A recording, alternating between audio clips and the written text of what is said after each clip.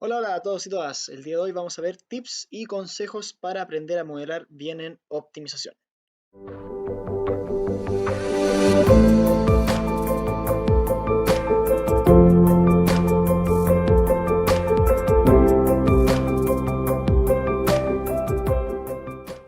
Bueno, optimizar. ¿Qué es? Bueno, optimizar consiste básicamente en modelar matemáticamente recursos escasos con un objetivo cumplir, ¿ok? Entonces, cuando uno modela, tiene 5 cosas que no puedes perderte. Son el tema de los parámetros, las variables, función objetivo, restricciones y naturaleza de las variables. Entonces, ¿qué es, ¿qué son los parámetros? Los parámetros son datos que nosotros ya tenemos, es información que ya se nos entregó, no es cosa que nosotros no podemos cambiarlo. Por ejemplo, la duración de un partido de fútbol, eh, las dimensiones de la cancha, son cosas que nosotros no vamos a cambiar a nuestro gusto, son datos que se nos entregan, ¿ok? Con cuánta plata disponemos, por ejemplo, o con cuánta plata dispone una persona, que es el presupuesto final, también son datos que se nos entregan, ¿sí? Por otro lado, las variables son las cosas que nosotros tenemos que elegir de la mejor manera posible. El problema consiste en la mejor elección de variables posible, ¿ya? Entonces las variables son números que nosotros podemos elegir como, por ejemplo, cuántas unidades de un tipo produzco, por ejemplo, si es que yo estoy produciendo, tengo una empresa de mesas y sillas, ¿sí? Entonces tengo una cantidad de madera y tengo que esa cantidad de madera elegir si es que cuántas mesas hago y cuántas sillas hago. Obviamente una mesa va a requerir mayor cantidad de madera, pero voy a ganar un poco más de plata con esa. Entonces tengo que elegir cuál es la proporción adecuada para sacarle el máximo jugo a esa cantidad fija de madera que tengo, ¿sí? Entonces la variable es como elige la manera óptima para solucionar el problema, ¿ya? La función objetivo es lo que buscamos resolver, es nuestro objetivo, ¿sí? Nosotros apuntamos a, en este caso, en el caso de optimizar, maximizar algo o minimizar algo, generalmente, ¿sí? Entonces, ¿qué es lo que pasa? Cuando tú le dices a un computador, oye, maximízame la cantidad de plata que voy a ganar, el computador te va a decir, perfecto, gana infinita plata, no me sirve mucho. Entonces, las cosas que nos dan realidad al modelo, las cosas que aterrizan esta cosa, son las restricciones. Y dicen, a ver, para. Ya, tú quieres maximizar la cantidad de plata que quieres ganar en tu empresa de mesas y sillas. Perfecto. Pero hay varios requisitos. Por ejemplo, no tienes infinita madera. Entonces no puedes vender infinitas mesas y sillas y ganar infinita plata. Así que ya, tenía una cantidad de madera fija. Perfecto. Ya sea por restricciones de tu empresa misma, no puedes producir más de 45 mesas en un día. Porque obviamente también hay un límite de producción. Entonces las restricciones son cosas que regulan nuestros problemas y nos dicen, y controlan en cierta medida la elección de variables para que sean realistas, ¿sí? Y también está la naturaleza de las variables, que en parte son también restricciones, pero lo que nos dice la naturaleza de las variables es de qué tipo son. Si es que son binarias, si es que son continuas, bueno. Binarias son las que valen entre 0 y 1 solamente. Valen solamente o 0 o 1. Las continuas son las que pueden valer cualquier valor real, ¿sí? Y las enteras son las que valen o 0 o 1 o 2 o 3 y así, ¿ya? Entonces, bueno, aquí tengo un par de tips para el modelamiento que les puedo dar. Cuando ustedes modelen y se enfrenten a una prueba, les recomiendo que a medida que vayan leyendo el enunciado, subrayen con distintos colores. Yo lo que recomiendo generalmente es que con rojo las restricciones, ¿por qué? Porque generalmente son las que tienen mayor puntaje en un problema, y el rojo resalta más. En azul los parámetros, que es al final información que nosotros vamos a utilizar para aplicarle tanto las restricciones como a la función objetivo. Y en verde la función objetivo, que es lo que queremos maximizar o minimizar, ¿sí? Entonces toda la información que vaya asociada a la función objetivo en verde, ¿sí? Ahora, también es importante tratar de pensar qué tipo de variables me pueden ayudar a modelarlo de manera más fácil. Uno dice, ya, bueno, claro, es fácil que me diga y elige la mejor opción posible, pero la idea es pensar en el tipo de problema que tengo. Por ejemplo, si es que estoy eligiendo cantidad de mesa y cantidad de sillas, no puedo producir media silla o media mesa, no me sirve. Entonces no puedo ocupar una variable que sea continua. Tengo que necesariamente ocupar una variable entera que me diga cantidad de mesas y otra variable entera también que me diga cantidad de sillas, ¿sí? Por otro lado, las binarias son las que nos ayudan a decir si hacer algo o no hacer algo, ¿sí? Generalmente es cuando tenemos una decisión una toma de decisión que es o un sí o un no, ¿sí? Generalmente van más asociadas. Ahora, también otra cosa importante para tratar de sacar la mayor cantidad de puntaje posible es pensar en restricciones que no aparecen escritas en el enunciado. Muchas veces en el enunciado nos dicen, bueno, debes cumplir una serie de requisitos, etcétera, pero hay veces que no salen escritas así derechamente, pero uno tiene que tratar de decir, espérate, ¿esta cuestión me ayuda a mi modelo? Sí, entonces la agrego. Por ejemplo, muchas veces hablan de que tienes un presupuesto, pero no te dicen que tienes que respetarlo, no te dicen, lo único que te dicen ahí, tienes, no sé, 500.000 pesos. Entonces tú generalmente si es que te dan esa información, decir, oye, ya bueno, si es que tengo 500, o sea, 500.000 pesos, tengo que hacer una restricción que diga, hey, no te puedes pasar o no puedes gastar más plata de la que tú, con la que tú cuentas actualmente, ¿sí? Ya. Otros tips es que muchas veces tienen que pensar en los recursos clave de una empresa. Por ejemplo, si yo estoy produciendo mesas y sillas, un recurso clave para mí es la madera. Entonces, sí o sí, o lo más probable es que haya una restricción asociada a la madera, ¿sí? Y varias incluso, ¿ya? Esto cambia también según la empresa, si es que mi empresa, o bueno, si es que, según el problema, si es que mi problema consiste en maximizar la felicidad de la gente que va a un parque de diversiones, entonces tengo que pensar en qué cosas dan mayor felicidad y también tratar de regular la cantidad de felicidad que otorga con restricciones, ¿sí? Por ejemplo, la cantidad de tiempo que pueden ocupar una atracción o cosas así. Y bueno, estas palabras siempre generalmente van asociadas, perdón, siempre generalmente es mal, perdón. Estas palabras generalmente, o casi siempre, ahí sí, están asociadas a la función objetivo. Las palabras beneficio, costo, pérdida o ganancia. Si ustedes la han escrito en el enunciado, sí o sí sacan al tiro el color verde porque lo más probable es que tengan que utilizarla en su función objetivo, ¿sí? Ahora, siempre los profes nos dicen, bueno, oye, modelar es fácil, pero la verdad es que uno lo piensa y no, no es tan así. Entonces, vamos a ver cómo funcionan las restricciones, que esta es una duda que a la gran mayoría les va pasando y a mí me hubiese encantado que me hubiesen explicado esta cosa cuando estaba aprendiendo. Bueno, las restricciones son desigualdades, ojo, no son estrictas, ahí aparecen desigualdades estrictas, pero ¿para qué sirven estas desigualdades? Para empujar eventuales valores para controlarlos, ¿sí? Es como una forma de controlar los valores o la, como les mencionaba anteriormente, para controlar los valores de las variables, para que no se me escapen y sigan siendo aterrizadas, para que sigan siendo reales, ¿sí? Y así es como se manejan las variables que nosotros tenemos en nuestro problema, ¿ya? Entonces, vamos a ver dos conceptos, el tema del concepto de suelo y techo. Cuando ustedes ven una restricción, ahí ven una restricción, lo que está en el lado menor va a actuar como suelo. ¿Por qué? Porque va a ponerle un límite por abajo, ¿sí? Ahora, el término que esté por el lado el lado mayor, mayor igual, perdón, siempre lo vamos a asociar a un tipo techo, porque al final le pone una barrera por arriba, ¿sí? Eh, entonces, podemos también con estas cosas acotar valores con número o también con otras variables, como podemos ver en estos ejemplos que vamos a tener aquí, que voy a explicar un poco, ¿sí? Primer concepto es el de relaciones, relaciones entre las variables. Las restricciones también nos sirven para relacionar variables. Por ejemplo, aquí tenemos dos variables binarias, recuerden que las binarias valen 0, 1. Entonces, como pueden ver aquí, tenemos que x1 más x2 tiene que ser menor o igual a 1. Entonces tenemos un techo que es el 1, y lo que me dice es que o x1 vale 1 o x2 vale 2, o sea, o x2 vale 1, perdón. No puede darse el caso en que ambas valgan 1, porque no se respetaría la desigualdad. Entonces, en este caso tenemos un techo que aplasta el valor de la suma de esas dos variables. Lo que quiere decir este tipo de relación es que o ocurre x1 o ocurre x2. Perdón, es que hay una mosca que está dando vuelta. Bueno, y abajo está la forma genérica, que es una sumatoria desde la variable igual, desde x sub y igual a 1 hasta n, ¿sí? Cuando tenía n variables distintas y que solamente una puede valer 1 simultáneamente, ¿ya? Vamos con la siguiente, suelo o techo. Aquí mucha gente me pregunta, pero aquí está acotando por abajo o está acotando por arriba, ¿qué es lo que pasa aquí? La respuesta es las dos. ¿En qué sentido? Aquí también tenemos nuevamente binarias y en este caso, ¿qué es lo que pasa? Si es que x2 vale 1, actúa como suelo y lo que hace es forzar a esta fracción de aquí que valga 1 o más grande, ¿no es cierto? Entonces, necesariamente se tiene que cumplir que cuando x2 vale 1, empuja como suelo a que x7, x8 y x9 valgan 1. Porque si se fijan, esa suma da 3, 3 partido en 3, 1 y se respetaría la restricción. Ahí actúa x2 como suelo. Ahora, por otro lado, ¿qué es lo que pasa si x7, x8 o x9, alguna de esas, vale 0?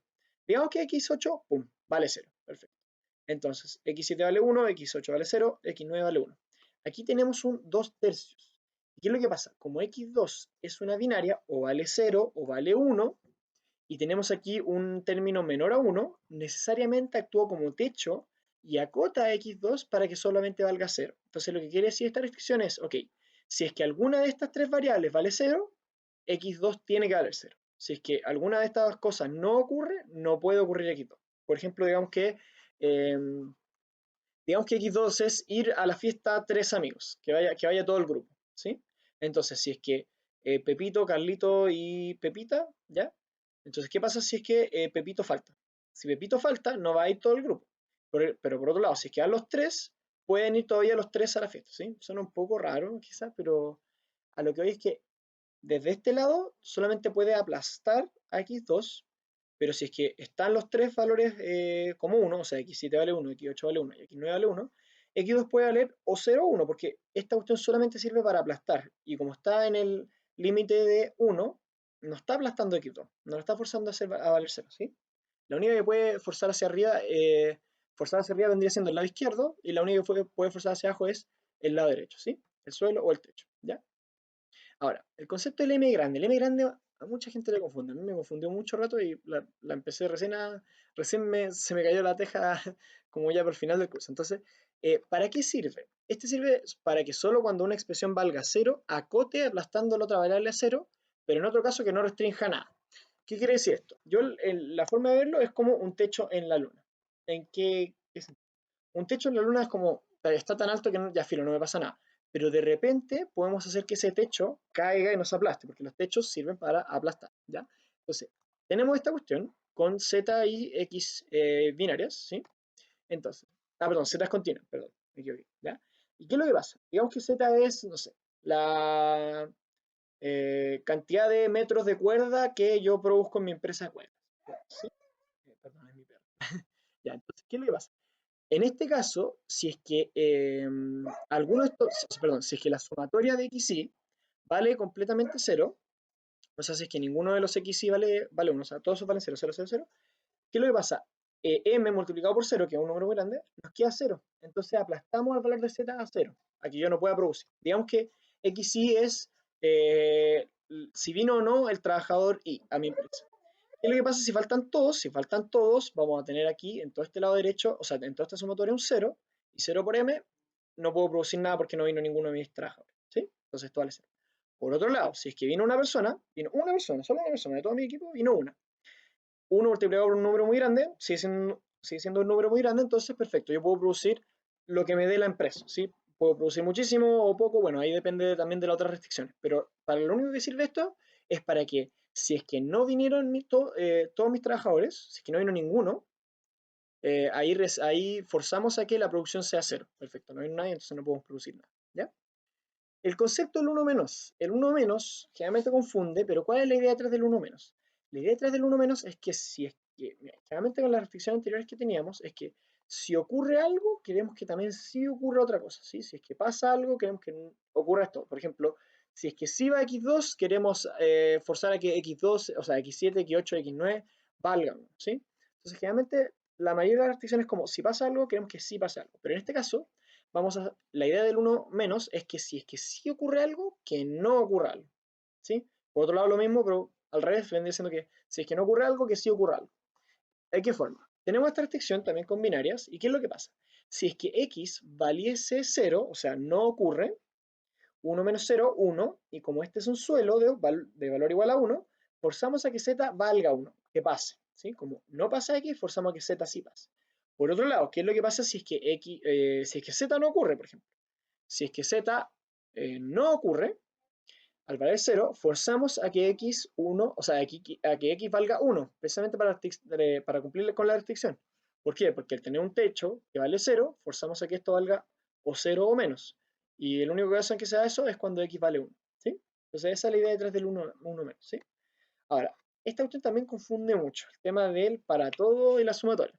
La idea del para todo es que quieres que se cumplan varias restricciones por separado, y la idea de la sumatoria es meter a varias variables en un mismo saco, ¿sí? Yo sé que esto confunde mucho, así que vamos a verlo con un ejemplo un poco más aplicado, ¿ya? Para entenderlo derechamente.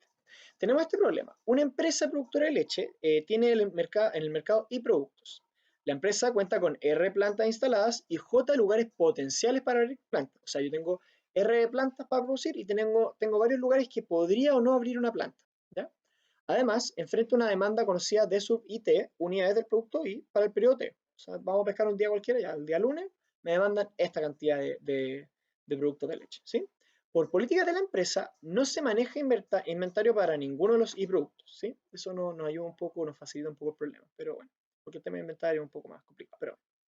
La empresa ha construido un modelo de programación mixta que le permite determinar la política de apertura de plantas y los niveles de producción en cada planta para cada periodo. O sea, si es que abro o no una planta en estos potenciales lugares que hablábamos antes, ¿sí? Para ello han definido las siguientes variables: x sub jt, 1 si es que se instala una nueva planta en el lugar j en el periodo t, y 0 en otro caso. Y también tenemos la variable i sub irt, cantidad de producto i producida en la planta r, que existe en el periodo t, y también tenemos la variable f y t, que lo que quiere decir es, perdón, me atoré. Lo que quiere decir es que la cantidad del producto i producida en la planta j, que es una planta que todavía no existe, pero podríamos eventualmente abrirla en el periodo t, ¿sí? Ahora, con esta definición de variables se han construido las siguientes restricciones. Filo, no las vemos todavía en detalle porque queremos seguir leyendo la pregunta. Con la información anterior, describa detalladamente qué hace cada una de las restricciones antes expuestas, y para ello describa cada restricción de manera general y también detallando cada uno de los temas. Bueno, ¿qué es lo que vamos a hacer? Vamos a buscar la primera restricción. La primera restricción, si se fijan, tiene un para todo J. O sea, los J iban asociados a lugares potenciales de planta. O sea, esta restricción va a ir, cada lugar potencial de una planta nueva va a tener esta restricción, pero para ella personalizada, ¿sí? Entonces, vamos a pescar la J2, ¿sí? La ubicación 2 que tenemos, ¿ya? Entonces, en la ubicación 2 tenemos esta restricción. ¿Qué es esta restricción? Si se acuerdan, FIJT lo que quería decir era la cantidad de producto I que producía la planta J. Como estamos hablando de la planta, para tomar un caso, con J igual a 2, vendría siendo F sub I 2T. ¿Por qué? Porque vendría siendo lo que produciría esta planta potencial 2, ¿sí? Y lo que estamos haciendo aquí es que estamos sumando todo lo que produciría de distintos tipos de productos, porque estamos haciendo la sumatoria en I.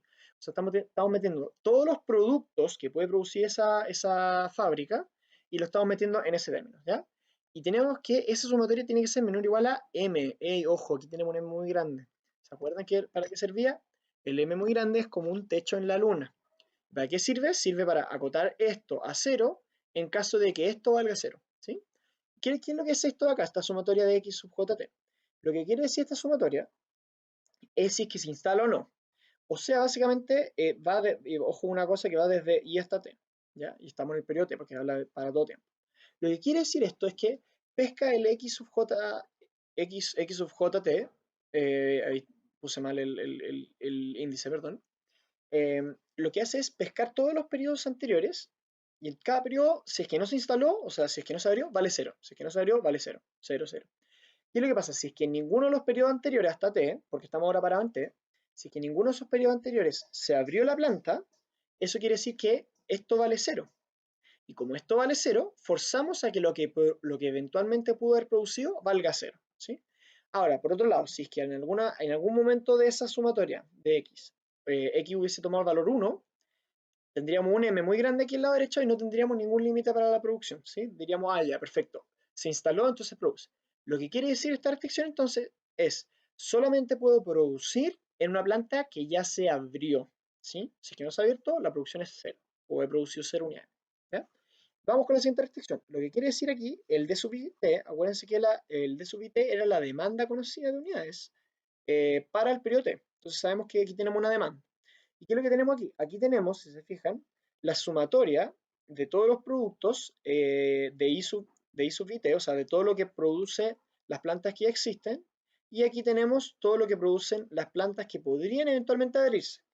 Y esto tiene que ser mayor o igual a la demanda. Lo que quiere decir entonces esta restricción es que es para cumplir la restricción de cumplir la demanda, ¿sí? Y lo que dice es, súmame todo lo que ya produzco en mis plantas que ya existen y súmale lo que podría eventualmente producir en las plantas potenciales. Y eso tiene que ser necesariamente mayor o igual a la demanda de ese periodo, precisamente para poder cumplir con ello, ¿ya? Bueno, eso ha sido todo entonces para la ayuda UC del día de hoy. Recuerden entonces, por favor, darle suscribir aquí abajo, ¿vale? Y también pueden seguirnos en Instagram si es que quieren y también unirse al equipo si es que tienes ganas de ayudar a la gente de tu carrera, puedes también contestar ahí en el form que vamos a tener abajo en la descripción y puedes unirte a nuestro equipo para también comenzar a producir tu propio material. Oigan, ojalá les haya gustado, mucha suerte y nos vemos en la próxima clase. Mucha suerte.